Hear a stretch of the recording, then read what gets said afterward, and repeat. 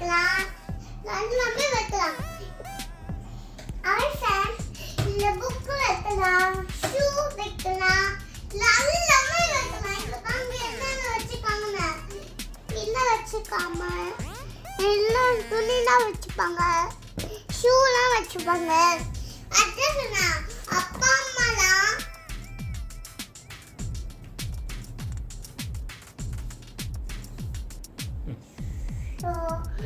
அப்பா அம்மாலாம் இல்ல ஷூ வைக்கணும், கஷ்டப்பட மாட்டாங்க. இது வெளிய வச்சிடலாம். ஓகேவா?